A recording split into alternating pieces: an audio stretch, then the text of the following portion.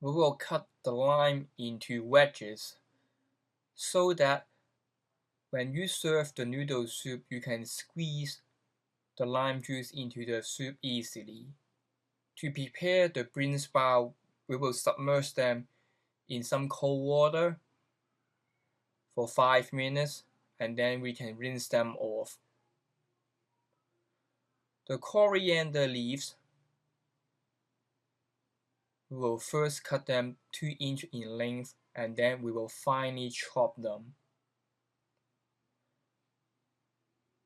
If you don't like the smell of coriander leaves, I think you can substitute it with green onions. And that is what the cilantro or coriander leaf looks like. We will also slice the rest of the onion in really fine pieces.